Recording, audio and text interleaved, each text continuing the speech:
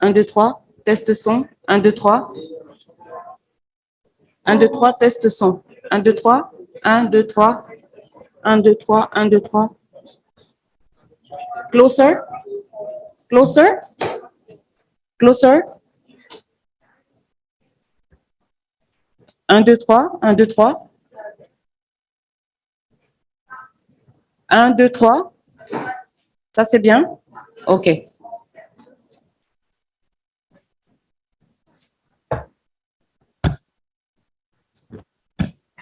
1, 2, 3. C'est mieux là, non? OK.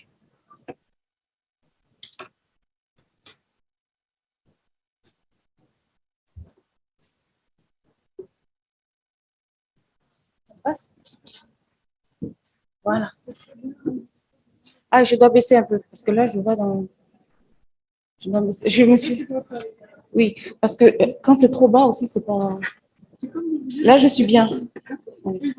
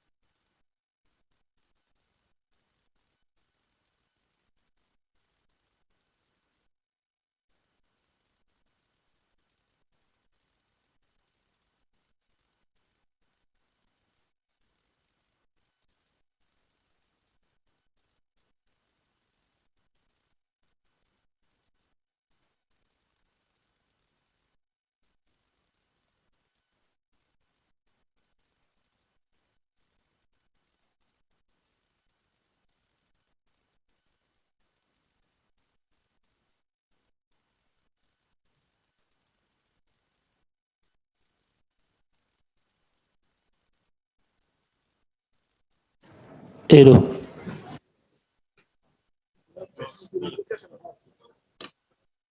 Hello, 1 2 test. Hello, 1 2 test. Hello, 1 2 test. Hello.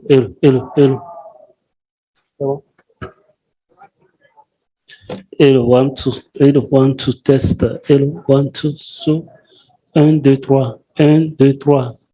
Hello, 1 2. Hello, 1 2 test. Hello, 1 2 test. Hello, 1 2 test. Hello.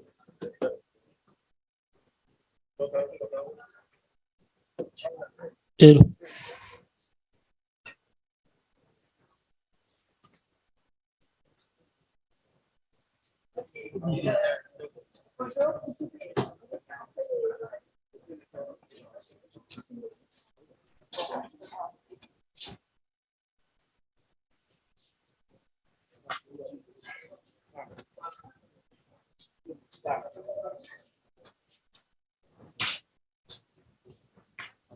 Yeah, you want me to say something? Okay. Can you hear that? All right.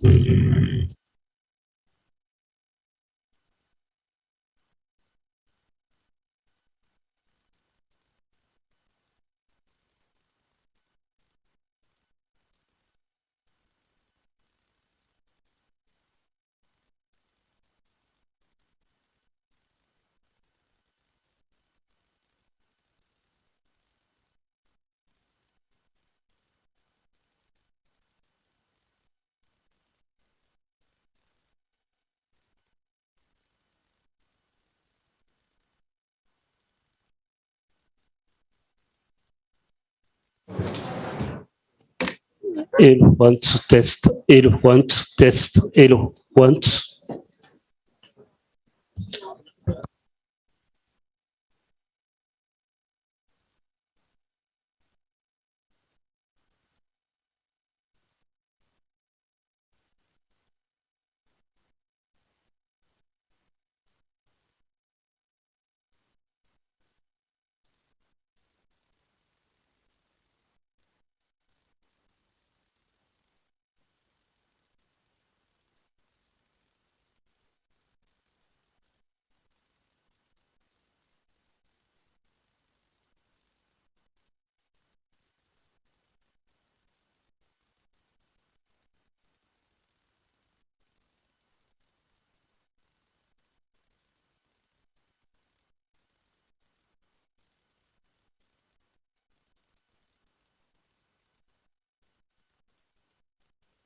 Test.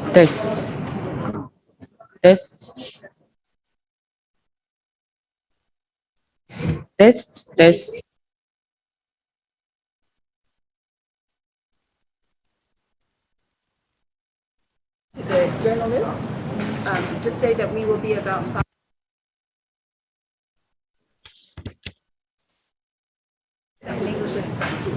Bonjour mesdames et messieurs de la presse. Nous allons démarrer cette conférence dans 5 minutes. Nous attendons encore l'arrivée de son Excellence Monsieur le Ministre de la Santé. Ladies and gentlemen of the press, we will start this press conference in 5 minutes. We are still waiting for the Honorable Minister to join us. Thank you.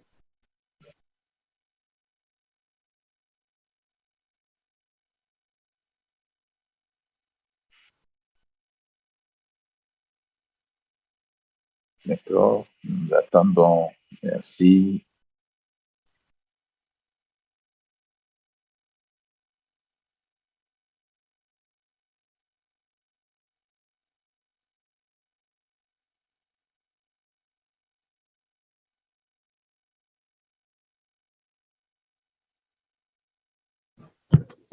One, two, three.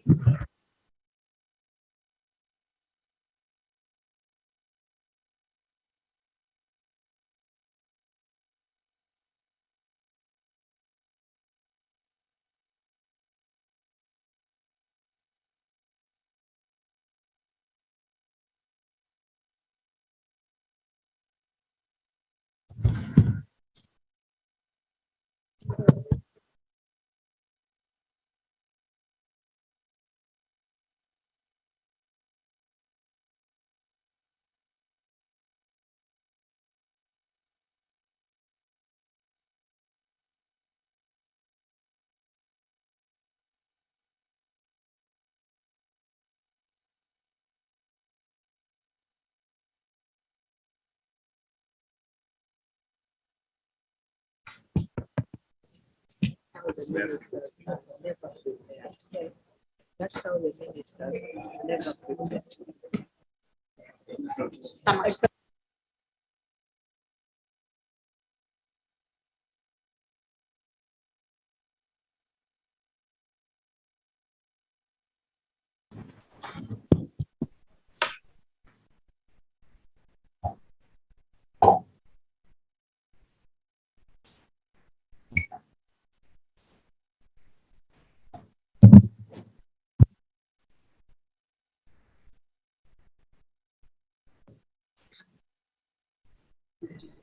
Bonjour, good morning. I'm Elizabeth Kwaovi. Welcome to the WHO Africa media briefing, which is taking place at the 72nd session of the World Health Organization Regional Committee for Africa in Lomé, Togo. Bonjour, je m'appelle Elisabeth Kwaovi. Bienvenue à cette conférence de presse de l'OMS Afrique qui se tient à l'occasion de la 72e session du comité régional de l'OMS pour l'Afrique, ici même à Lomé, au Togo. This is a hybrid press conference where we have journalists in the room with us, as well as others joining from all over parts of Africa. Il s'agit d'une conférence de presse hybride. Certains journalistes sont ici présents dans cette salle, tandis que d'autres vont se joindre à nous en virtuel. First of all, some housekeeping.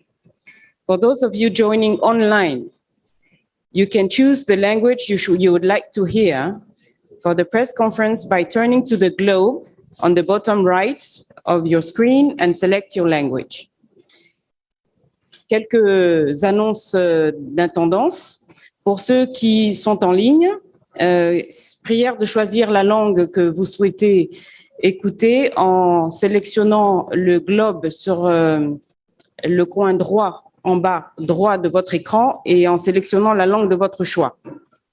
For everyone in the room, both participants and journalists, please only activate your microphone when you are ready to speak and when you are called upon to ask a question. This is because if more than one microphone is on, this will freeze the system, the audio system, and it will not work very well.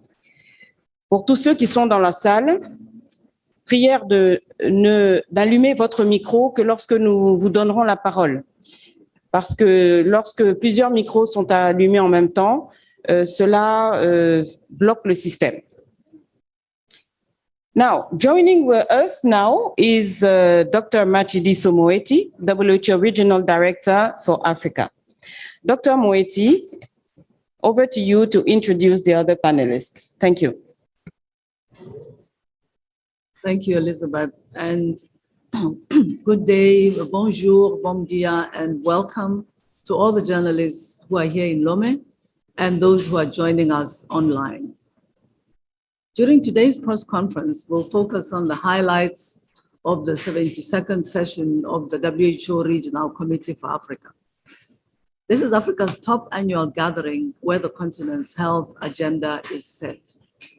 I'm very pleased to be joined today by the esteemed Minister of Health of Togo, my good friend and brother, Professor Mustapha Mijiawa, who is the chair of the 72nd Regional Committee, and by my sister, the Honorable Minister of Health of Uganda, Dr. Jane Ruth Acheng, who is also the second vice chair of the RC72. A warm welcome to both of you, and thank you for making yourselves available for this press conference, despite what has been a very demanding week. I'd like to begin by conveying my sincere thanks to President Faure Gnassingbé, to Professor Mustapha, and to all the people of Togo for being such generous hosts this week. The 72nd Regional Conference, attended by about 30 health ministers from the African region, with others joining online, has provided a critical platform to discuss some of the most pressing health issues impacting our continent. This is the first time since the onset of COVID-19 that we've been able to meet in person. But the hybrid component reminds us that our lives and our ways of working have been irrevocably impacted by the pandemic. Indeed, the pandemic has been a wake-up call for the African region of the need to build resilient health systems that have the capacity to deliver quality, uninterrupted routine healthcare to our people while coping with health emergencies. We spent the past week taking stock and interrogating our priorities while identifying actionable ways in which to make our continent healthier. One of the primary outcomes was the adoption by African health ministers of a new 8-year strategy to transform health security and emergency response in the region. The result of extensive consultations with both African health ministries and a range of other institutions, the Regional Strategy for Health Security and Emergencies 2022 to 2030 commits member states to reaching 12 critical targets by 2030 to strengthen their capacity to prepare, detect, and respond to health emergencies. Among these, 80% of African region countries should have secured predictable and sustainable health security financing and have established health districts with functional service delivery and quality improvement programs. Meanwhile, 90% or 9 out of 10 should have the capacity to mobilize an effective response to health emergencies within 24 hours of detection.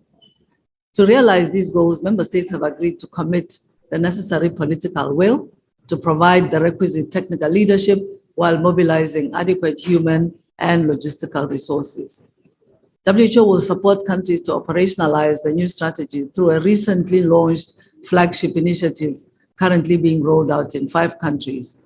There are plans to expand that number significantly before the end of the year, with programs to be scaled up regionally over the next 5 years. So while our region experiences the highest number of health emergencies globally, there are also many other pressing health problems. Africa is grappling with an increasingly heavy burden of chronic diseases like diabetes, the severe forms of which are costing precious lives that could be saved with early diagnosis and care. On Tuesday, the health ministers adopted the strategy known as PEN+, a regional strategy to address severe non-communicable diseases at first-level referral health facilities.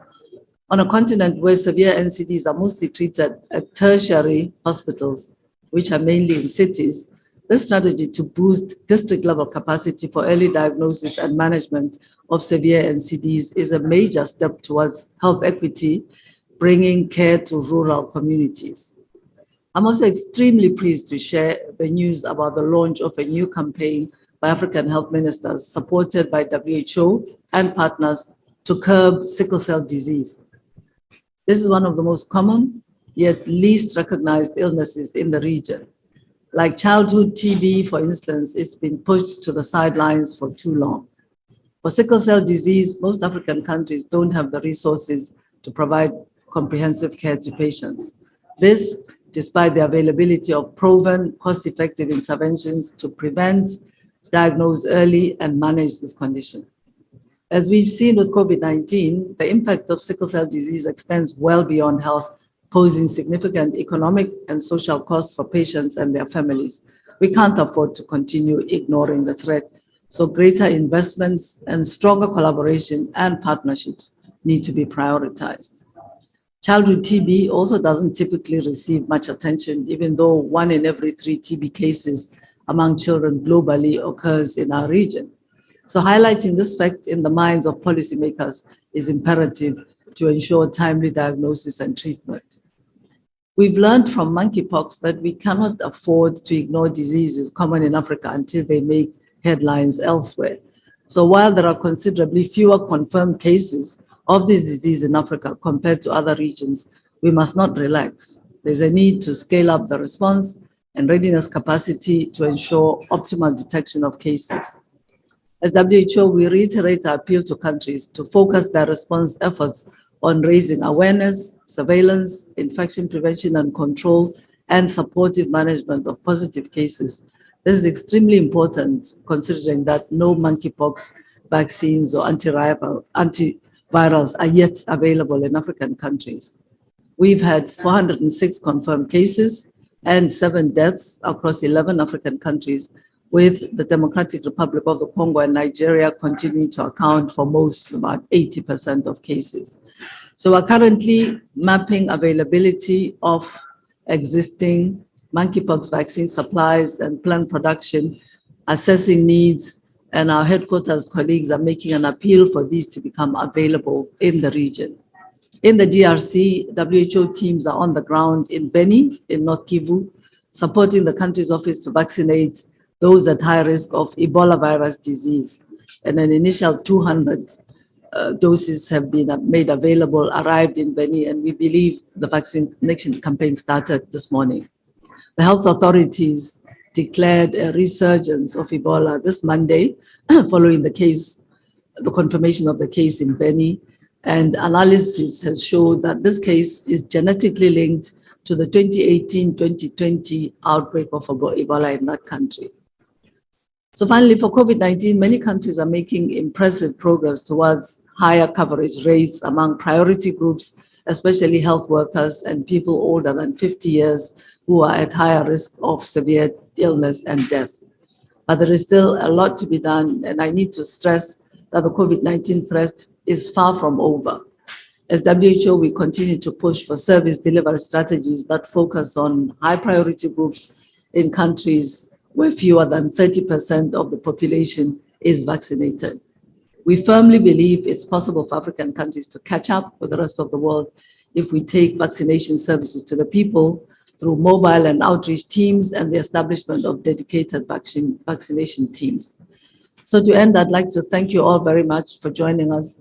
Merci, Monsieur le Ministre, d'être avec nous. Thank you, Madam Minister, for having joined us. And I look forward very much to, I'm sure, what will be a very interesting discussion. Thank you. Thank you very much, Dr. Moeti.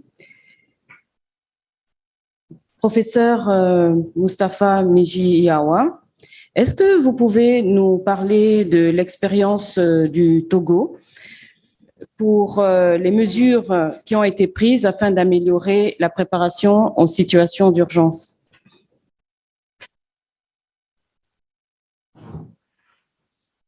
Merci, Madame la directrice régionale, ma chère collègue ministre de la Santé de l'Ouganda, Madame la modératrice, Madame la représentante de l'OMS au Togo, chers amis de la presse et de la communication, merci d'être là pour échanger avec nous pour ce qui a été fait durant tout ce sommet de la santé en Afrique.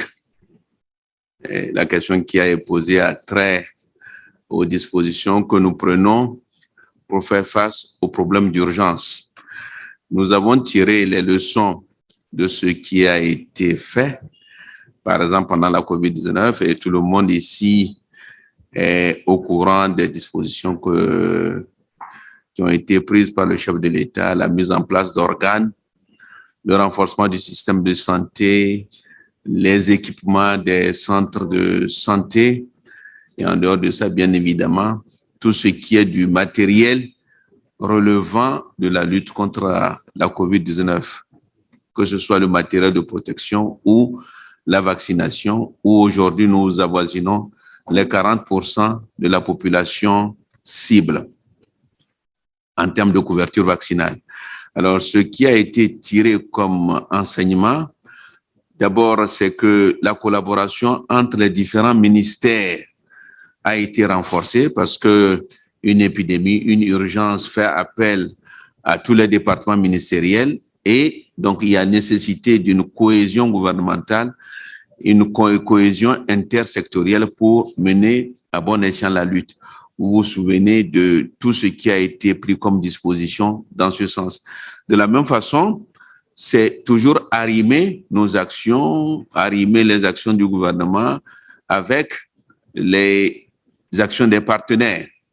Et c'est dans ce sens d'ailleurs que, tirant les leçons encore une fois de ce qui s'est passé, il y a un programme dont parlait tout à l'heure la directrice régionale qui consiste à se dire, bon, qu'est-ce que nous devons faire, mettre en place pour qu'une fois enclenché, en tout cas une fois survenue une quelconque épidémie, tout le processus soit d'emblée enclenché, que ce soit en matière de logistique, que ce soit en matière de ressources humaines. C'est ce qui fait que dans le cadre du programme dont il s'est question, le programme qu'on a appelé le programme Surge, dont le Togo fait partie des 5 pays pilotes de l'Afrique.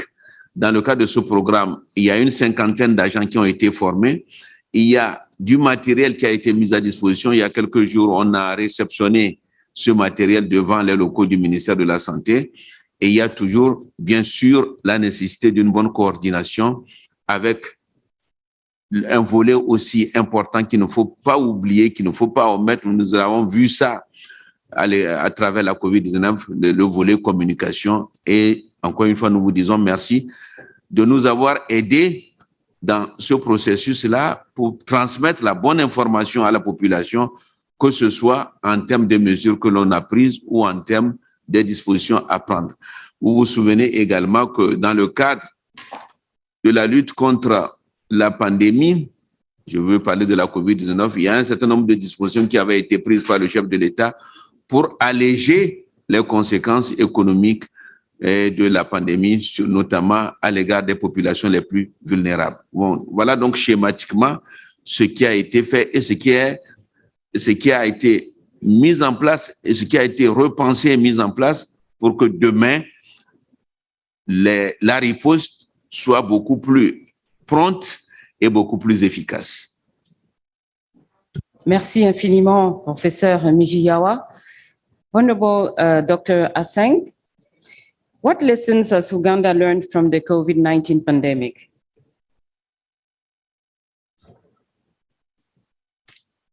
Thank you very much for the question. Allow me, first of all, to thank the regional director for organizing this press briefing, and my brother, the Minister for Togo, for hosting us here in Togo, and for a very well organized 72nd Regional Committee. The world will be aware that Uganda has battled many pandemics before, and Uganda is one of the countries that I would say was relatively prepared to handle the COVID pandemic. But as many of you are aware, the COVID pandemic overwhelmed the world, and there is no country that can say they were prepared in terms of capacity to handle the pandemic. However, unlike many countries, Uganda had only 3 waves.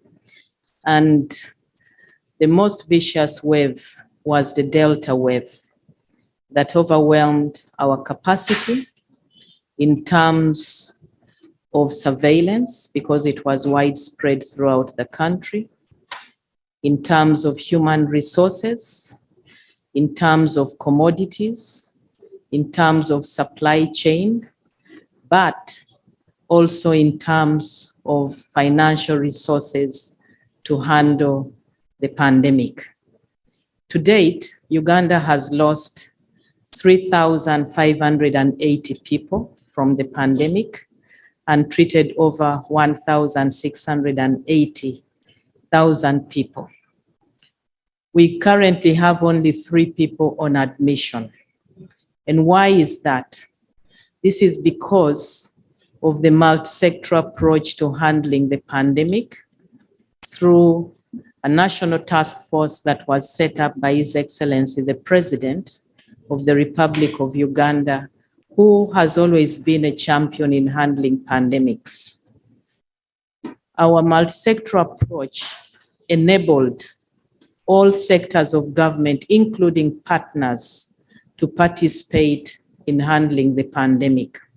In addition, our robust way of approaching the communities and making them understand that the pandemic starts with them and ends with them.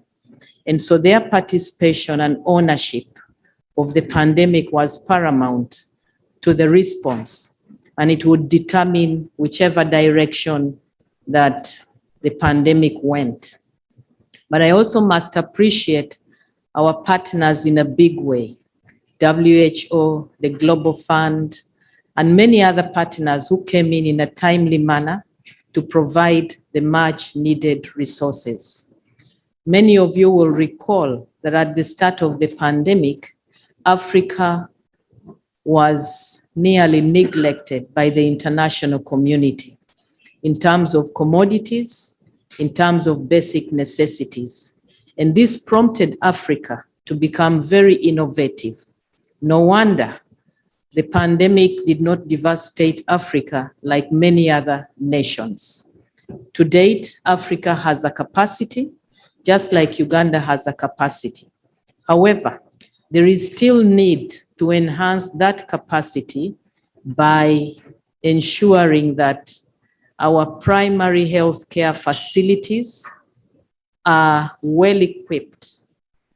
In other words, we need to start thinking about universal health coverage that is accessible to everyone if we are to ensure a resilient system. Because handling the pandemics is not a centralized thing or at a national level. Handling the pandemic begins from the communities. So ensuring a robust system right from the community level to the national level is what we need. In Uganda, our preparedness and detection mechanism had long been built because we have laboratories all over the country that can detect any pathogen of epidemic potential. So this enabled us to be able to detect COVID from wherever it was and to handle it accordingly. The strength that we need to build now lies with human resource. We need a surge capacity that can be deployed anytime, anywhere. We do have this, but it needs to be enhanced. We are also strengthening our supply chain system so that it can reach up to the grassroots. It is strong enough to reach every facility and every district, but we want it to reach up to the grassroots people.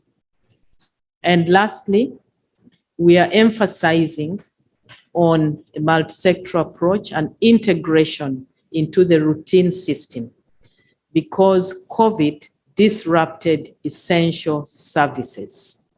And it is not only in Uganda. Many of the routine services that people were supposed to access were interrupted.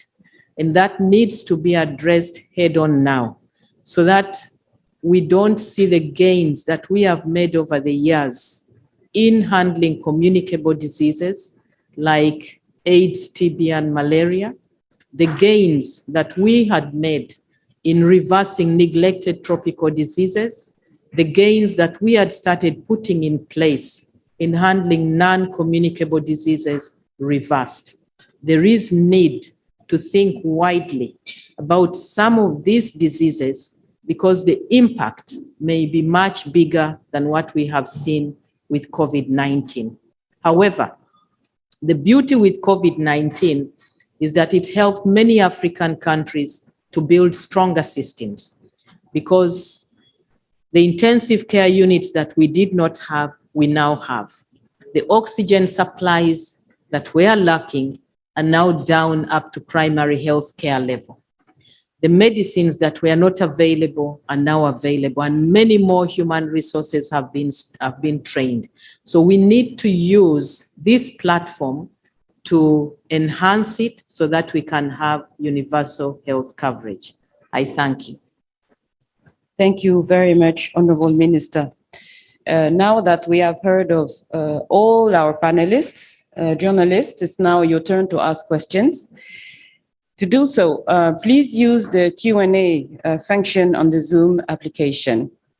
Please remember to give your name and the news organization that you represent so that your question can be asked.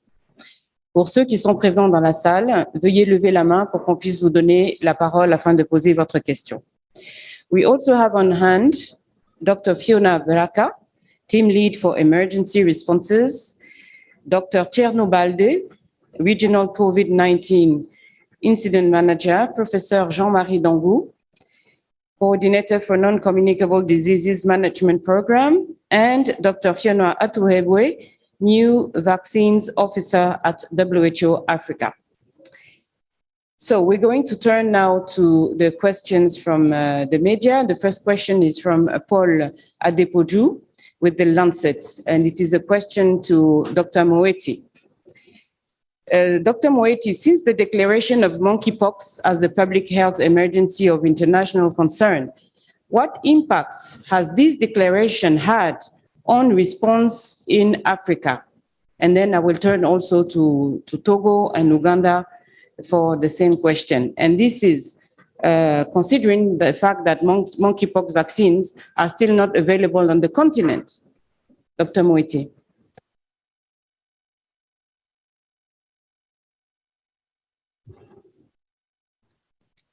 Okay, thank you very much indeed.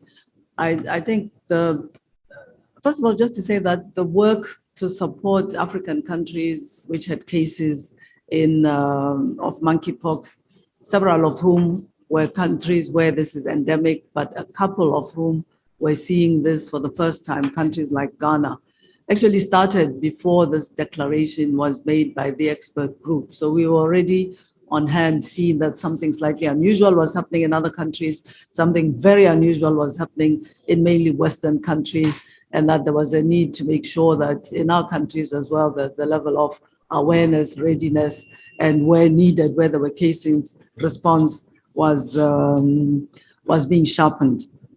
So I think since the declaration, what has happened is that the level of awareness among ministers of health, health leaders, and partners, even in countries in Africa where the monkeypox is not endemic, has been increased.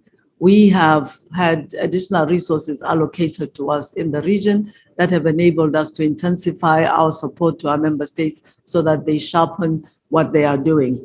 I mean, I think what we can say is that we have worked and finally been able to obtain some tests, supplies, and have distributed these among our countries to enable more rapid testing and confirmation of cases of monkeypox that will enable the diagnosis and the action to take place faster. We've engaged very intensely in public education on monkeypox, working with ministries of health, clarified what it is that needs to be done, even in the absence of a vaccine, so that we minimize transmission from cases to other people. And there's been work by our teams at the central level in the affected countries, going to the peripheral level to make sure that people are aware that if there is somebody who is seeming to be a suspected case, what you avoid if you are the colleagues, family, people around that person, to minimize transmission between yourselves. We've been able to distribute some resources to the affected countries for local action so that they can bring on board the technical expertise they need and the capacity to take these actions. One thing that has not become available yet is vaccine in African countries. We are working through our headquarters to try to seek supplies of vaccines so that these may be available as we start to see new cases in countries and we can have the experience of using this vaccine in Africa. There has, of course, been a very intensive global epidemic taking place, mainly among men who have sex with men in Western countries, and that's where the concentration on vaccine supplies has been. But we are making a plea that the situation that African countries have experienced with COVID-19 vaccines should not be repeated. And we are still hopeful that with the advocacy being carried out and the discussions with countries that are helping to produce the vaccines, that we may obtain vaccine supplies for African countries. This is not the case up to today. So I hope with that I've responded to both of the questions that were posed. Thank you very much, Dr. Moeti. Dr. Asang, what was the impact of this declaration for Uganda?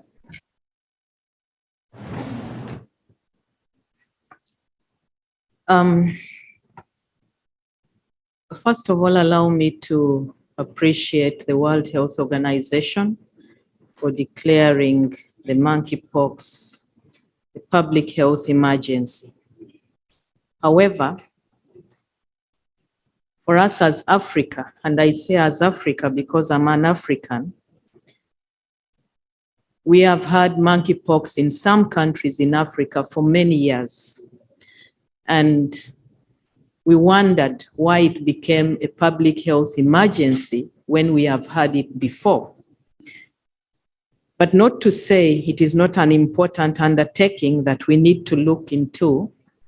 We already have infrastructure that was set up for COVID-19.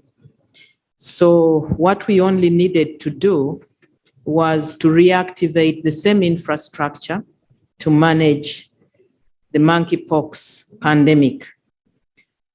So to date, we have sensitized our entire population about the monkeypox and how to identify the signs and symptoms and report.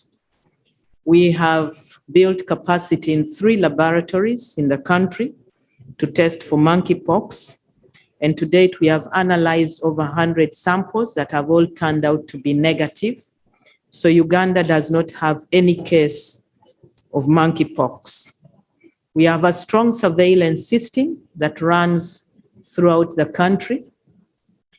Both health workers in conjunction with the communities that are alert on the lookout for any case that may come up.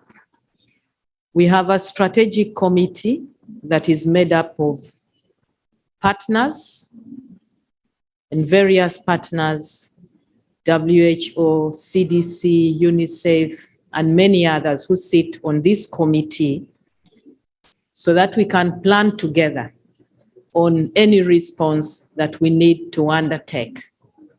So we are open to any guidance that will come from WHO, but we are also working hard to ensure that we do not have a case of monkeypox in the country.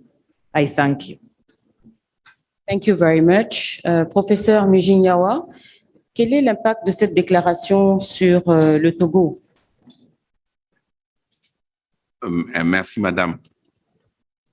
Alors, lorsque nous avons appris que le Ghana a observé des premiers cas, nous avons d'abord cherché à vérifier la source de l'information. Lorsque nous avons eu l'information officielle, la première chose que nous avons faite, c'était d'élaborer un communiqué à l'égard de la population pour porter l'information en disant, bon, voilà, cette maladie, des cas ont été observés au Ghana. Cette maladie, voilà comment elle se traduit de façon, dans des termes simples. Et surtout, voilà les dispositions d'hygiène à prendre. Donc, le communiqué est passé. Et comme en Ouganda, ce que nous avons fait ici, c'est de réactiver tout le système qui est déjà mis en place dans le cadre de la COVID. Et c'est ce qui fait qu'une formation a été faite au CHR Lomé Commune en lien avec cette maladie pour dire de quoi il s'agit et en même temps donner l'information exacte à la population par des spécialistes qui l'ont fait. Et au niveau de l'Institut national d'hygiène, c'était de savoir et de mettre en place l'acquisition de kits pour le diagnostic et en lien avec nos partenaires, au premier rang desquels figure l'Organisation mondiale de la santé que je salue et dont je salue d'ailleurs la représentante au Togo qui nous appuie énormément et qui est tout le temps avec nous, en lien donc avec les partenaires, que ce soit l'OMS, l'OAS, l'Organisation ouest-africaine de la santé, le CDC Afrique, nous conjuguons nos efforts pour que nous puissions y faire face. Donc, compte tenu du fait qu'on avait déjà un soubassement de lutte contre les pandémies en place via la COVID, ce système a été davantage réactivé et galvanisé. Et bien évidemment, l'unité de prise en charge d'éventuels cas mise en place au CHR Lomé Commune a été réactivée. Donc, à peu près, voilà comment ça s'est passé au Togo et nous continuons bien évidemment à être en étroite collaboration avec les partenaires et avec tous les pays puisque on sait qu'une maladie comme celle-là n'a pas de frontières. Merci infiniment, Monsieur le Ministre. If I may add something. Yes, sure, Dr. Moeti. Yes. Thank you very much. I'd just like to add something following the minister's comment that Africa had been familiar with this disease, and it's the first time that we've had it declared public health emergency. I mean, I think the experience that we've seen has been unique. The speed of spread, both in terms of the increase in numbers of cases and the geographic spread of this disease in a number of countries. It spread from Europe and has gone to several continents very quickly indeed. That's what caused the alarm. And there was some concern that we might start to see human to animal transmission, in which case then even the speed will be propagated even more. I do think, however, in agreeing with the minister, that we need to learn from this experience, and we need to see how to continue to push and promote an equitable approach across different parts of the world, so that, you know, we have a continent where this spreads much more slowly, the number of cases is not very large, the rate of deaths is certainly higher, but this is happening in countries that are dealing with many, many other outbreaks and pandemics. And if the tools can become available to enable us to contain this in African countries, then the governments can do other things with the capacities that are being devoted now to COVID-19. So for us, this is an issue. We know many of our countries are dealing with COVID-19, but we're dealing with many other outbreaks at the same time: cholera, measles, Marburg. So if there's anything that's available that can enable countries to control, move on, do something else, that for us is a good motivation now that vaccines are becoming available at the global level. Thank you. Thank you, Dr. Moeti. I believe we have a question from in the room. It's Pyramid FM. Pyramid FM. Yes. Alors, bonjour, Monsieur le ministre de la Santé du Togo. Bonjour, Madame la directrice de l'OMS Afrique. Et ma question s'adresse à Monsieur le ministre. C'est concernant la nouvelle campagne sur la drépanocytose qui est annoncée. Nous savons que la drépanocytose est une maladie héréditaire qui peut être évitée quand les partenaires connaissent leur test ou leur statut. Et aujourd'hui, le test de l'hémoglobine, ou qui permet de savoir si les deux partenaires peuvent avoir d'enfants. Aujourd'hui, ce test est toujours payant et beaucoup de personnes n'arrivent pas à le faire. Est-ce que le Togo pense aujourd'hui d'abord rendre gratuit ce test et également avoir une loi qui oblige les deux partenaires à savoir le statut avant le mariage, et également quelle sera la place qui sera accordée donc à la sensibilisation, à la prévention, surtout dans les communautés reculées. Voilà ma question. Merci à la journaliste qui a posé la question relative à la drépanocytose. Et en fait, la question rejoint ce qu'on appelle le bilan prénuptial. C'est-à-dire, avant mariage, il y a un certain nombre d'examens que l'on fait. Et il faudra maintenant rendre systématique, parce que c'est ce qu'elle est en train de dire, voire obligatoire l'électrophorèse de l'hémoglobine. Et donc, l'idée, c'est la question en filigrane, c'est l'accessibilité. Et tout ceci, en réalité, va faire partie du paquet de la couverture maladie universelle. En fait, ça rejoint à peu près cette question-là. Et vous savez très bien les efforts qui sont en train d'être faits. Et il est tout à fait cohérent d'imaginer que l'électrophorèse de l'hémoglobine, tout comme le groupage par exemple, soit intégré dans le paquet du bilan prénuptial. Et bien évidemment, dès l'instant où on dit couverture maladie universelle, accessibilité, trouver le mécanisme pour que ça soit à un taux totalement accessible et que ça soit intégré dans le paquet. Et en fait, cette question et bien d'autres font partie de ce qu'on est en train d'envisager dans le paquet que nous prévoyons dans le cadre de l'assurance maladie universelle. Voilà ce que je peux dire à ce stade où nous sommes. Merci infiniment, Monsieur le ministre. En sachant que oui, il faudra aussi que, à travers l'éducation, à travers l'information, que les gens comprennent que lorsqu'on est qu'on a le résultat de l'électrophorèse de l'hémoglobine, quand on est AS et que sa conjointe est AC, bon, voilà les risques quand même d'avoir un SC parmi les enfants. Ce n'est pas un risque de 100%, mais c'est un risque quand même qui existe. Bien informer les gens, bien les sensibiliser, ça fera partie également du paquet. Parce qu'il peut arriver aussi que des gens soient AS d'un côté, AC ou AS de l'autre, et qu'ils vous disent, mais malgré tout, nous voulons être ensemble. Donc ça, c'est le travail de l'éducation et de la sensibilisation. Merci. Merci à vous, Monsieur le Ministre. I have a set of questions from the British Medical Journal. The first one is to Dr. Moeti. Dr. Moeti, what is the WHO's level of concern for the Ebola outbreak?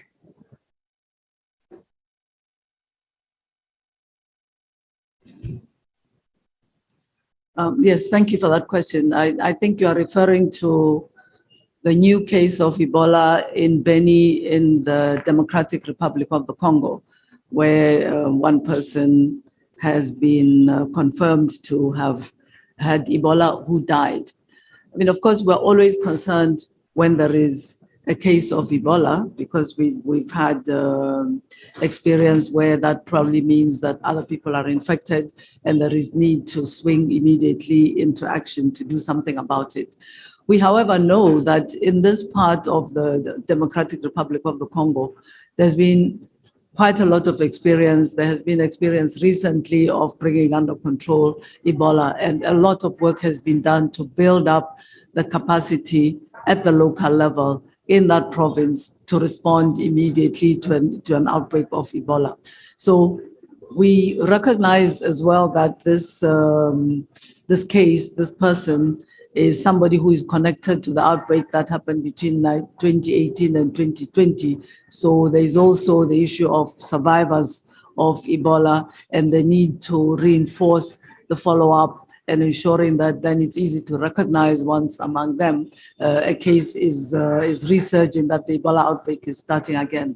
I believe that, of course, WHO will, and our team has already taken action to get to that province to reinforce the capacity to respond to that outbreak.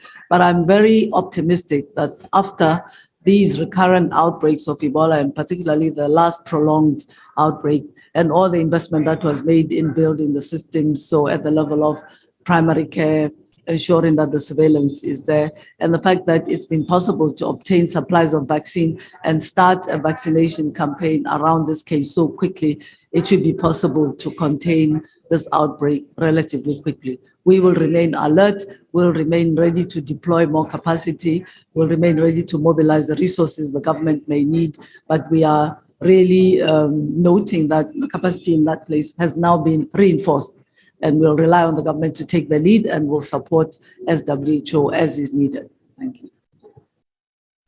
Thank you very much, Dr. Moeti. Now I have a series of follow-up questions. So the first one to Dr. Braka online.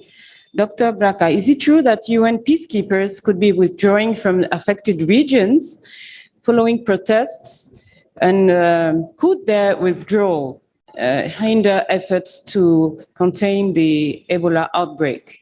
Please, Dr. Braka. Thank you very much, and good morning to all journalists and panelists. We are aware of some concerns, security concerns, in North Kivu.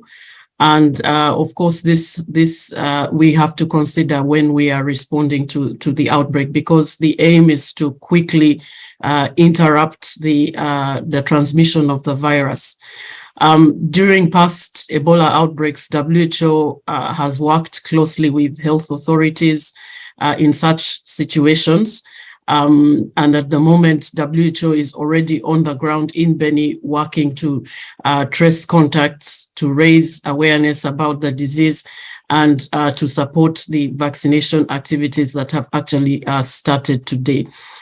In situations where access is a problem, and there is a challenge with the response. WHO usually collaborates with the local health authorities and the community leaders to provide the healthcare to the beneficiaries. So there is some collaboration to ensure that there is humanitarian access to allow for health responders to deliver important health services to curb the spread of the virus. Thank you, Dr. Braca. There is another question, a follow-up question. The strain that has been detected is the same as the one detected in 2018-2020. Does this mean that people should have existing immunity against Ebola, and they should have strong protection against Ebola? What is your opinion on that? It is an important question. As the regional director indicated, that the new case is genetically linked to the 2018-2020 outbreak that happened in North Kivu province. The initial laboratory findings indicates that this case likely represents a new flare-up of that outbreak that occurred in 2018 and is possibly initiated by transmission of the virus from a persistently infected survivor or a survivor who experienced a relapse. However, the detailed investigations that are currently ongoing will be able to give us more indication about the source. It's also important to note that the vast majority of survivors do actually clear the virus and recover within 6 months, but a small proportion may end up potentially carrying the virus and may be able to transmit it in particular circumstances. But also equally important is that follow-up of these survivors is key, and we all have to support and make sure we don't allow stigmatization, but really provide that support that they need, because they do not represent a threat to communities or their families. We have thousands of people that have survived and their lives are back to normal. But in terms of immunity, we have a very highly effective vaccine, over 94% efficacy. And the challenge is that the studies so far have not been able to show how long vaccine-derived immunity lasts. And so that's why we recommend that revaccination be done for those that are targeted if they have not received the vaccine in the last 6 months preceding the outbreak. And it is a ring vaccination approach that will target contacts of contacts, and health workers. We are really pleased to see the speed with which the response has gone, and that the vaccination has actually started today in Beni, initially targeting health workers. Thank you very much, Dr. Braca. We now have a question from the room. Je crois comprendre que VOA Afrique a une question à poser. Vous avez la parole. Merci beaucoup. Je suis Faustin Moussou, VOA Afrique. Alors, je voulais m'intéresser au retour de la maladie, enfin, du virus de poliomyélite. Au-delà de la vaccination, l'autre fois dans la salle, nous avons écouté le représentant du Niger qui évoquait la lassitude des populations à propos des vaccinations répétitives, et surtout qu'on leur avait dit que le continent ou les pays ont vaincu la maladie. Aujourd'hui, comme ça revient, je ne sais pas, quelles sont les actions que vous prévoyez? Merci beaucoup. À qui s'adresse votre question? Bon, peut-être comme nous sommes sur le continent, à Madame la directrice régionale. Bon,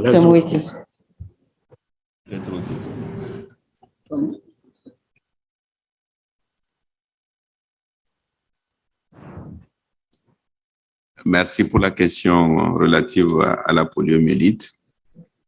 C'est vrai qu'il y a quelques années, à travers la vaccination, nous avons pensé que la question de la polio, la page était définitivement tournée. Et il y a eu donc même une certification de l'OMS concernant le continent et donc le Togo, disant que la maladie est éliminée. Alors, compte tenu du fait que c'est quand même une maladie qui peut avoir non seulement un fort taux de mortalité, mais qui est source de paralysie. En pareil cas, dès l'instant même où on dit que c'est fini, il y a une sorte de suivi que l'on fait. Et le suivi a montré qu'il y a quelques cas que l'on observe. Alors, il vaut mieux être trop prudent que pas assez. C'est ce qui a fait que d'emblée, on a dit, bon, mais tous les enfants qui ont entre 0 et 59 ans doivent être vaccinés par le vaccin oral. Et c'est ce qui nous a conduit il y a quelques jours à lancer cette vaccination au Togo. Et aujourd'hui, on a vacciné à peu près 1 700 000 personnes. Ça, c'est le premier tour. Le deuxième tour étant prévu pour 4 semaines plus tard. Et donc, c'est dans cette situation-là que nous sommes. Et cette disposition a été prise par les autorités togolaises, bien évidemment, conformément aux recommandations de l'Organisation mondiale de la santé. C'est vrai qu'il y a nécessité de sensibiliser, en tout cas de davantage solliciter les populations, c'est vrai, d'autant plus qu'on a constaté que la COVID avait pris beaucoup de place et ça a impacté sur le retard accusé dans certaines mesures de prévention. Et nous avons constaté, par exemple, même pour la rubéole, la rougeole, nous avons repris certaines activités, en tout cas un certain nombre de mesures pour davantage rattraper le gap lié au fait que la COVID avait un peu pris beaucoup de place. Sinon, pour ce qui est de la polio, c'est la situation dans laquelle nous sommes. Et ce que vous dites, c'est tout à fait juste pour dire qu'il y a une sorte de lassitude de la population du fait qu'elle a été sollicitée. Mais notre devoir aussi, c'est davantage sensibiliser, davantage répéter, davantage passer le bon message. Et sur ce plan-là, nous comptons beaucoup sur les médias, notamment les médias de proximité. Donc voilà à peu près ce que je peux dire pour ce qui est du Togo. Pour dire qu'aujourd'hui, on a, pour le premier tour, vacciné 1 700 000 enfants. Okay, if I may. Yes. Okay, thank you very much for that question. So if I can add, I think, of course, all of us, when we set out to eradicate polio, and especially when we celebrated the eradication of wild poliovirus type 1, because there are different types of poliovirus. So we need to make that clear as well, because there's a wild poliovirus and it was type 1, and that was eradicated from Africa. And there was justification in marking that milestone and celebrating that achievement. It's important as well so that people know that the cases that have been discovered of this type have been re-imported from somewhere else. So that eradication of wild poliovirus type 1 from Africa is still valid.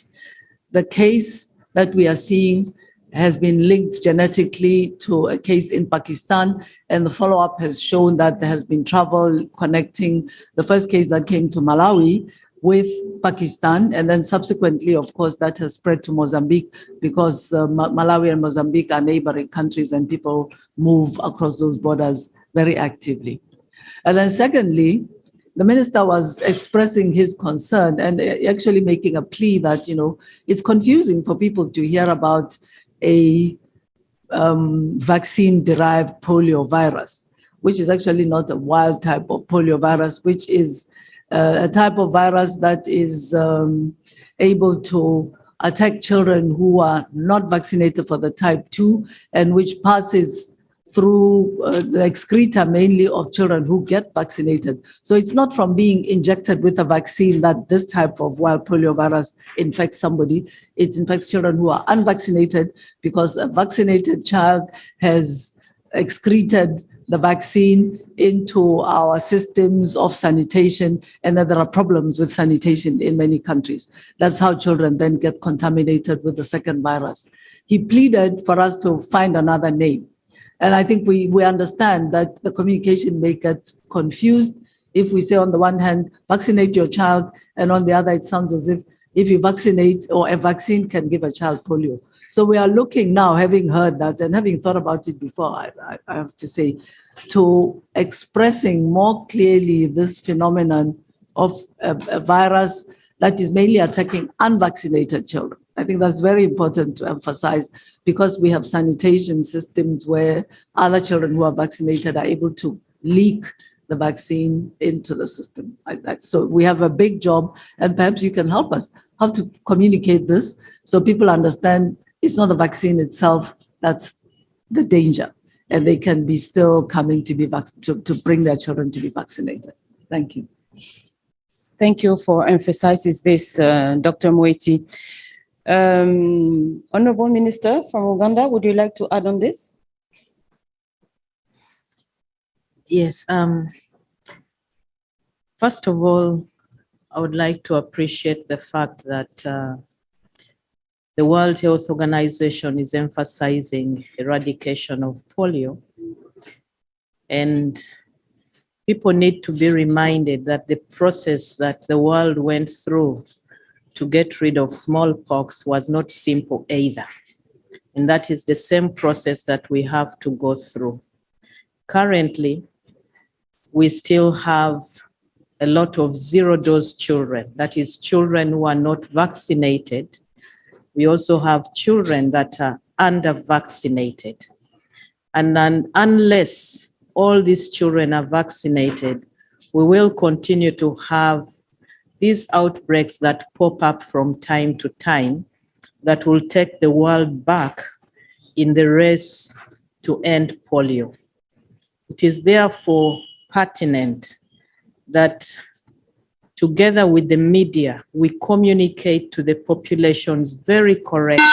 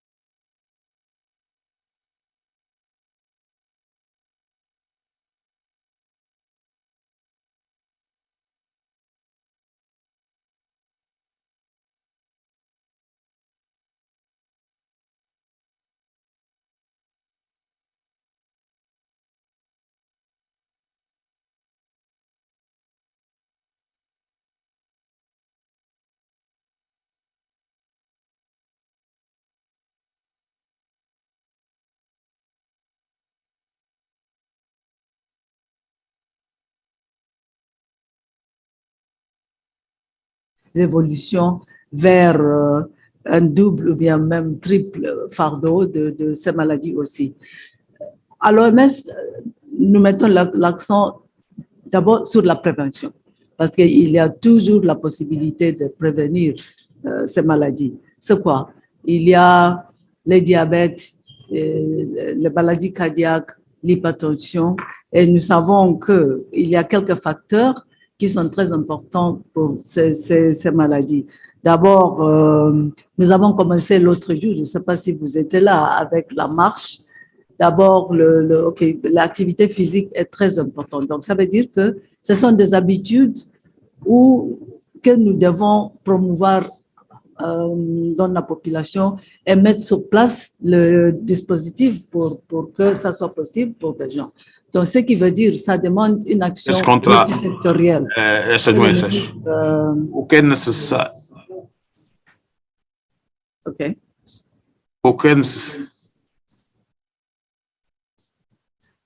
Monsieur le ministre a déjà fait allusion aux multisectorialité de l'action. Ministre, fais allusion. La pandémie, je ne sais pas, est-ce qu'on peut faire quelque chose avec? OK. Donc, je vais essayer rapidement de dire Merci beaucoup. Merci. La réponse et la prévention de ces maladies demandent vraiment une action multisectorielle. Faire l'exercice. Il faut que les gens qui ne peuvent pas aller à la gym peuvent marcher quelque part et nous devons essayer de faciliter ça pour que ça soit sans danger, sans risque, et même pour les femmes, et promouvoir ça. L'éducation de la population est très importante. Deuxièmement, il faut éviter des effets néfastes de le tabac et de l'alcool. Là, il y a tout un groupe des activités. D'abord, les législations et des régulations au niveau des pays pour minimiser l'accessibilité à ces facteurs de risque, surtout pour les jeunes. Il faut des lois qui limitent l'accessibilité de l'alcool, qui fait que les enfants ne peuvent pas vendre, ne peuvent pas acheter de l'alcool, ne peuvent pas acheter des cigarettes, etc., etc. Et troisièmement, il y a des facteurs de la nourriture. Il y a la nourriture trop salée, trop gras, trop sucrée, un danger. Il y a tout un travail à faire avec le secteur privé qui profite de ça. C'est ceux qui vendent ce facteur de risque, enfin. Et il faut la régulation au niveau des gouvernements pour limiter l'accès à ça. Et surtout, il faut l'éducation des populations. Moi, quand mes enfants étaient petits, j'ai 2 filles. Ils ont refusé à un moment donné de manger des choses parce qu'ils étaient dit à l'école, ça, c'est pas bon pour vous. Les boissons sucrées, là, ne sont pas bons pour vous. Non, ils demandaient l'eau et le jus. Et les enfants peuvent éduquer les familles aussi pour que nous soyons, comme on dit, sensibilisés sur ça. Et il y a tout un travail à faire là-dessus. Et enfin, le dépistage au niveau de nos hôpitaux, etc., pour savoir très tôt si quelqu'un a l'hypertension et le mettre sous traitement, parce que nos systèmes de santé ne sont pas encore assez capables de livrer le traitement pour tout ça. Donc, je crois qu'il y a la possibilité de minimiser cet impact. C'est bien d'avoir les prédictions, parce que ça nous encourage de prendre toutes ces actions-là qui parfois ne sont pas faciles, mais il faut le faire. Il faut que ça soit fait. Merci. Merci beaucoup, Dr. Moeti, pour ces mots d'encouragement. Thank you very much for these wise words. Now we have a question from Health Policy Watch to Dr. Braka. Dr. Braka, what variant of the monkeypox virus is now spreading most rapidly in Africa? And isn't it the same one as that spreading globally through person to person, including sexual transmission, rather than zoonotic spillover events? Thank you. So in Africa, we are experiencing transmission of monkeypox mostly in rural and peri-urban areas. That's characterized by sporadic clusters that are mainly driven by person-to-person transmission among household contacts. Most of the cases that have been reported in 2022 have not been sequenced. However, the available sequences that we have indicate that the predominant variant is the clade 2B, which was formerly called the West African clade. And this clade 2B is the same variant that is currently circulating in other countries around the world. WHO is working with countries in the African region to try and scale up the sequencing of new and even historical cases where possible, so that we can better characterize the variant. Thank you very much. Now we have a question to Dr. Atuebwe. Dr. Atuebwe, the COVID-19 vaccine is said to be the first, second, and booster. Now, after taking the booster, will you still need to take another round of 3 doses or any vaccine at all? Thank you very much, and good day to you, our panelists, and the journalists.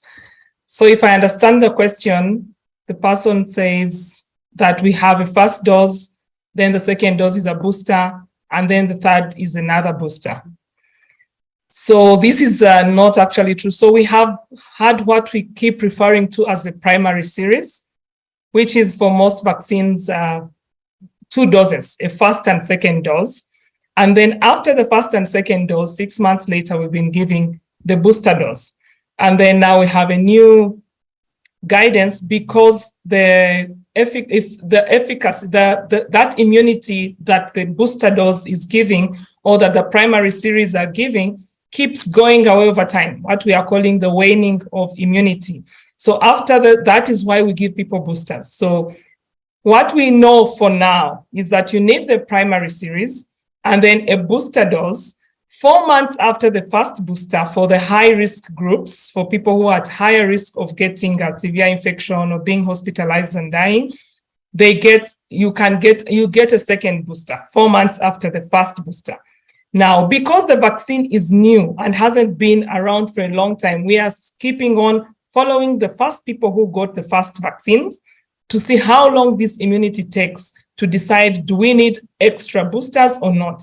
However, the question was asking, do we need to repeat that series of vaccines that like we do for some vaccines? No. What we have will be called boosters, and we are yet to know, do we still need a third and fourth and fifth? Do we need a booster annually like we do for the flu vaccine or not? Again, the vaccine being new, we are still learning, and we shall be, WHO constantly does update the public and what is coming out of science to know if we need more boosters or not. Thank you very much. Thank you very much. Thank you, Fiona, Dr. Atuebwe. So last question that I will put to all 3 panelists. As we mark African Traditional Medicine Day on 31st of August, what concrete steps is WHO Afro, is Togo, and Uganda doing to help develop this industry that caters for over 70% of health needs in sub-Saharan Africa? So over to Dr. Moeti first, and you can answer the question and deliver your final message at the same time. Okay, thank you.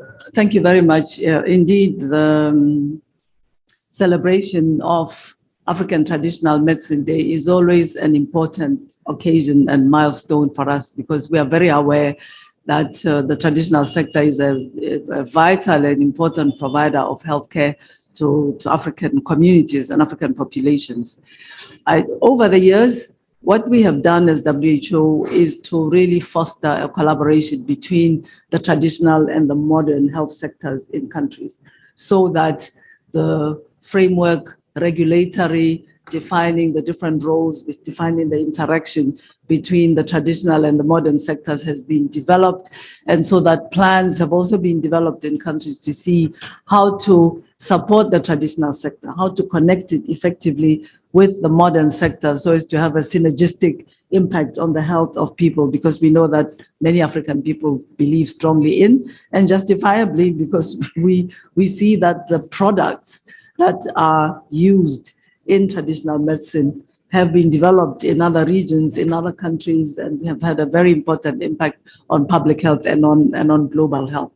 So we have also supported trials on the efficacy and the safety of some traditional products. So and we have some traditional products where we are able to say these are safe to use, they are effective for whatever is supposed to be the impact, and therefore the possibility exists then to have a market for them and to have people invest in their production so that they can be used. I believe that this is the phase that we are at now, and we've seen in some countries, like Benin, if you arrive at the airport in Cotonou, there's been some progress there in processing traditional products and in making them available in ways that are easily accessible. And I think that's the case in many other countries. And this, in our view, is an area that merits investment promotion once we have supported the kind of trials that provide evidence that this is something that works. There are also, of course, products that have not been taken through rigorous trials like that. And here, I think we need to continue to monitor how they are used in the same way as there are certain products in Western countries that are not called medicines that require to be prescribed as such.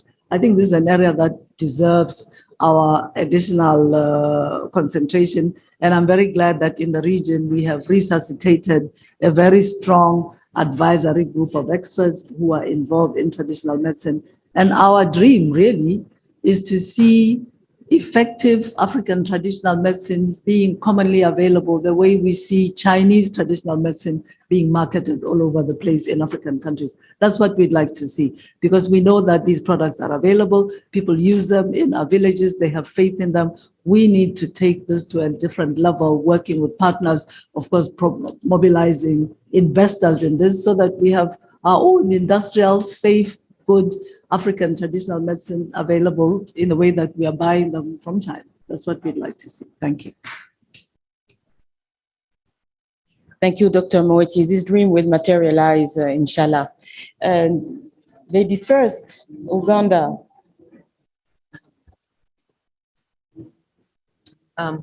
Thank you very much for that question. First of all, I must state here that the issue of African traditional medicine is very dear to the heart of my president, President Yoweri Kaguta Museveni, who is a strong advocate for African traditional medicine. And he has been championing this for many years past. And to show his strong support, Uganda has a law, the Traditional and Complementary Medicines Law, that came into play about 5 years ago, and has a board that follows up on all the new innovations. We also have a department of natural chemotherapeutics, where a lot of research and development on African traditional medicines takes place. And I must thank WHO Afro Region for their support, because they've been sending a team of consultants to support us in this area. We've developed a standard protocol that is flexible and used by many new innovators that come up from time to time with the medicines that they have identified. And during this COVID pandemic, I must say there were many new innovations that came up. Some are still under study, some were studied, and we are yet to share results with the rest of the world. This issue has also been captured by our regulatory body, the National Drug Authority, that regulates both clinical trials and rollout of such African traditional and complementary medicines. There is, of course, now need to open up for more support for research and development so that we can expand on this area that is extremely useful, as the regional director has clearly stated. I thank you. Thank you very much. Monsieur le ministre, pour le Togo, la médecine traditionnelle. Merci, madame. Pour ce qui est de la médecine traditionnelle, quand on prend par exemple le ministère de la Santé, il y a ce que nous appelons la division de la médecine traditionnelle, à la tête de laquelle d'ailleurs se trouve le docteur Malou. Et donc, cette division existe depuis des années, compte tenu du fait que le gouvernement, il n'y a pas de doute, il n'y a pas de discussion, cette médecine a un apport important. Maintenant, quand vous prenez l'Université de Lomé, à la Faculté des sciences, il y a toute une série d'experts qui étudient les plantes. Et nous travaillons en collaboration avec ces experts-là. Alors, il a été question aussi d'organiser les acteurs de ce domaine-là. Parce que dans ce domaine, comme dans d'autres, il est utile d'organiser les uns et les autres pour que on distingue le vrai de l'ivraie. Alors, lorsque hier, on parlait des médicaments falsifiés de qualité inférieure, ça concerne aussi bien les médicaments classiques que ceux de la médecine traditionnelle.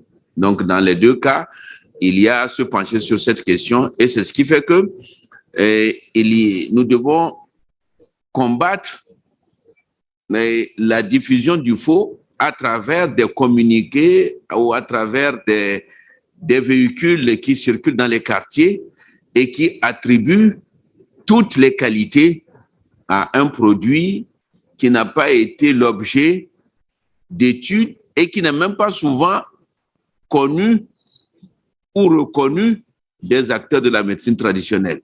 Et ça, c'est une lutte que nous devons mener parce que actuellement, dans nos quartiers, vous voyez des véhicules circuler pour vanter les mérites de tel ou tel produit, qu'il soit classique ou traditionnel. Donc, dans les deux cas, il y a nécessité de procéder à cette correction.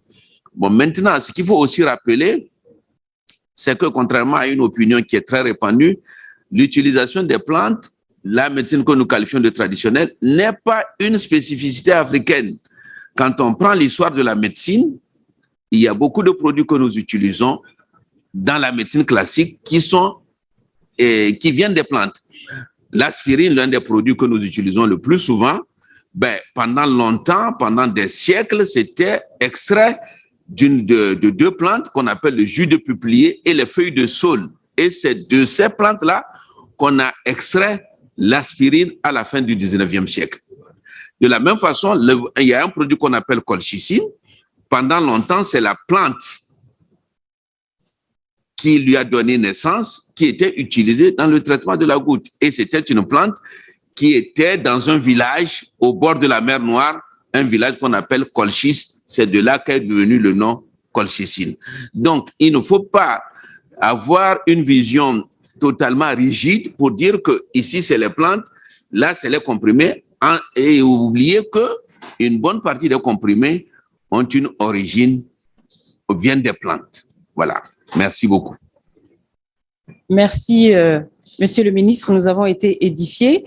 Je vais à présent vous donner la parole à chacun pour un dernier mot, un message de fin. So, last word for this press conference, your final message.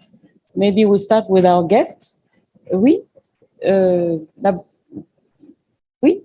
Vous voulez commencer ou je donne la parole d'abord à Madame? Madame, Honorable Minister first, for a final message.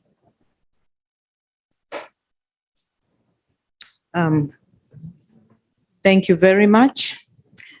Once again, allow me to appreciate the government of Togo for hosting us here for the 72nd Regional Committee for Africa, and WHO Afro for a very well organized meeting where we have discussed very pertinent issues concerning Africa and also agenda items with interventions that have to be undertaken for us to see health in the African region improved, and also to see many of our countries move towards universal health coverage, which is our vehicle for resilient systems.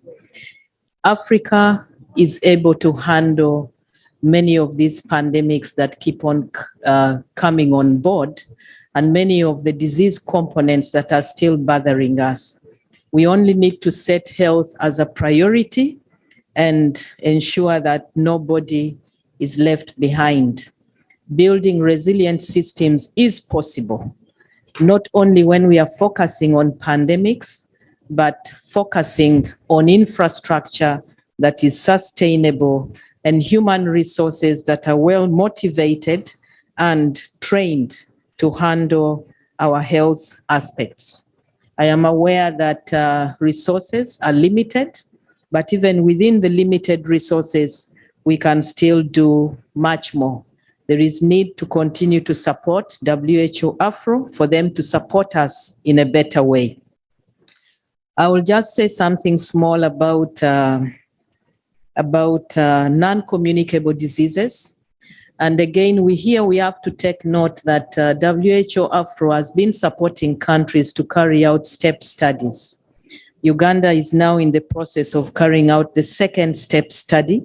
And the question that was raised by somebody, that 4 in every 10 is already a reality. It is not, we are not only moving there, it is already a reality that 4 out of every 10 persons has hypertension. But we are not looking at treatment, we must look at prevention. And everybody in Africa must emphasize prevention. Prevention not only for non-communicable diseases, but for all diseases in Africa. Because when we prevent, then we can use these resources to handle other areas. Once again, allow me to express our appreciation to WHO Afro and to the government of Togo. I thank you. Thank you, Honorable Minister. Professeur, vous avez la parole pour un message de fin avant que je ne donne la parole au Dr Moiti pour conclure. Oui. Merci. Alors, merci à nos amis de la communication. Alors, tout à l'heure, il y a une de nos sœurs qui a parlé des maladies non transmissibles. Et c'est une importante question. Parce que pendant longtemps, on s'est dit, bon, ce qui tue le plus, c'est les maladies infectieuses. Les parasites, les microbes. Ce qui n'était pas faux. Bon. Grâce à l'hygiène, grâce aux vaccinations, nos populations, nous vivons de plus en plus longtemps. Si bien que les Européens, et ils ont réglé le problème schématiquement des maladies infectieuses. Et nous, on a à la fois les maladies infectieuses et puis les maladies non transmissibles. Alors tout à l'heure, il était question de faire de la prévention. Nous avons ici beaucoup d'entre nous qui ont plus de 40 ans. Les masculins, les hommes, chaque année, il faut faire l'antigène spécifique de la prostate. C'est un examen de sang. Parce que ça permet de détecter tôt le cancer de la prostate et qui est le cancer le plus fréquent chez l'homme de sexe masculin. On sait que ce cancer, il est plus fréquent chez les noirs que chez les blancs. Il est plus précoce chez les noirs que chez les blancs. Et c'est le cancer le plus familial, c'est-à-dire que si dans votre famille il y a quelqu'un qui a un cancer de la prostate, la probabilité que vous ayez est beaucoup plus élevée que quelqu'un dont la famille en est totalement indemne. Donc ça, c'est le cancer de la prostate. Maintenant, quand on prend le cancer du foie, tout à l'heure on parlait de l'alcool, l'une de ses causes, c'est l'alcool. Mais la deuxième cause, c'est les hépatites virales. Et il y a un vaccin contre au moins une des hépatites, l'hépatite virale B. Et donc, vous voyez qu'il y a des maladies qu'on qualifie de non transmissibles, mais qui peuvent avoir une origine transmissible. De la même façon, chez la femme, les deux cancers les plus fréquents, c'est le cancer du col de l'utérus et le cancer du sein. Alors, le cancer du col de l'utérus, il y a aujourd'hui un vaccin qu'on fait à la jeune fille adolescente. Et donc, c'est de dire que pour ce qui est évitable, ce qu'on peut prévenir, nous avons le devoir de le faire. Maintenant, pour le cancer du sein, il y a bien sûr l'autopalpation. Chaque matin, la femme cherche à savoir si sur sein, il n'y a pas une boule.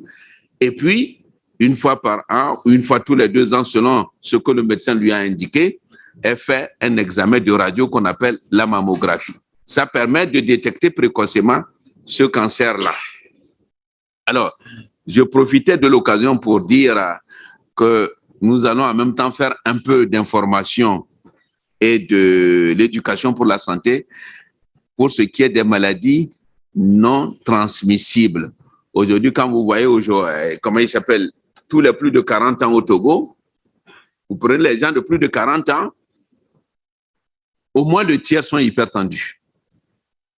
Au moins le tiers sont hypertendus. La directrice régionale a parlé de l'alimentation, éviter le trop salé, le trop sucré, le trop gras et d'éviter d'être gros. Et puis faire de l'activité physique. Ça nous permet d'éviter l'hypertension, d'éviter le diabète et d'éviter aussi, puisque l'obésité favorise aussi les cancers. Donc voilà schématiquement le point que je voudrais ajouter par rapport à tout ce qui a été dit, pour dire que contrairement à ce qui était dit avant, on pensait qu'il y a des maladies qui sont réservées aux Européens, comme les cancers, comme les maladies mentales, comme les accidents vasculaires cérébraux, c'est fini. La répartition peut être différente, de même que les crises cardiaques. La répartition peut être différente, c'est vrai, mais ce n'est pas des maladies qui nous sont désormais étrangères. Donc, nous comptons sur vous pour nous aider à diffuser toutes ces informations-là et à contrecarrer la mauvaise information. Voilà ce que je voudrais ajouter. Merci beaucoup. Okay, thank you. First, I'd like to very much thank my fellow panelists, Honorable Minister of Uganda, Honorable Minister of Togo, for having joined us in this discussion with our colleagues, the journalists. And again, our deep thanks to the government of Togo and the people of Togo, to His Excellency, the President, really for the excellent means that we are using for our conference.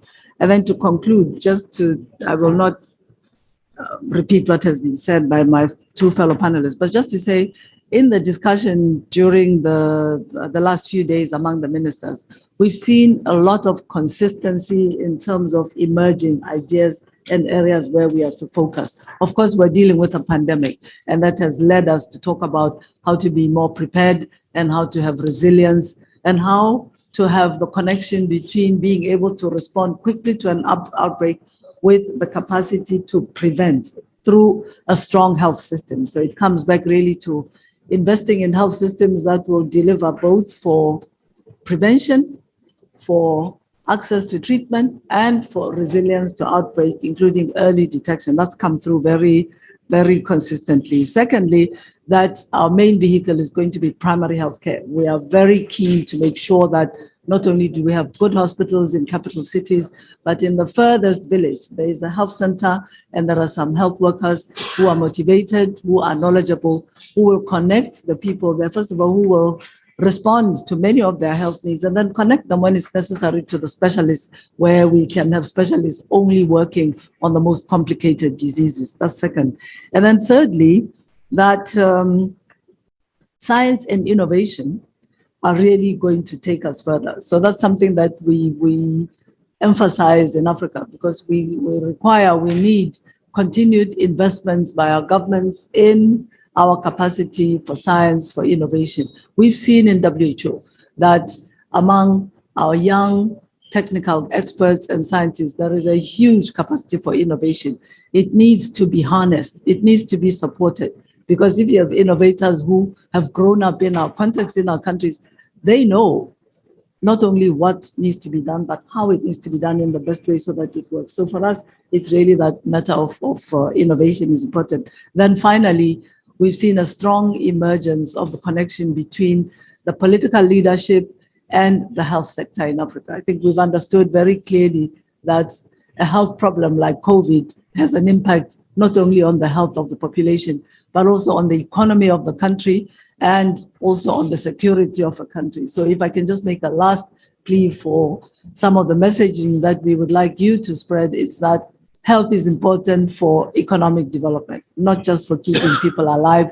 And then finally, that we need our people, the communities, the families, to understand and to play their part and to be with us, to be with the presidents and the ministers in this work. I'd like to end by thanking you for the work that you do to spread information about health. And my final plea is that please spread information that persuades African people to come and be vaccinated against COVID-19. We have COVID-19 vaccines now. We have people like myself who have had 4 vaccines. I was only very mildly feverish after those vaccinations.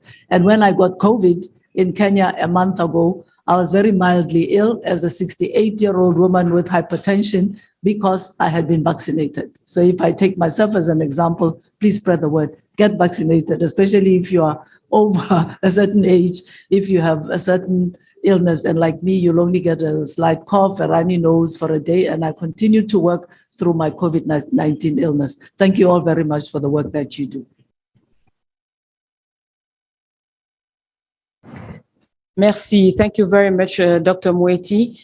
Encore une fois, faisons-nous vacciner. Get your vaccines. Ceci marque la fin de cette conférence de presse. Nous remercions les journalistes qui sont en ligne ainsi que ceux qui sont dans la salle. Thank you very much for joining us for this virtual press conference. Thank you to our journalists online. And see you next time for another press briefing. Thank you very much.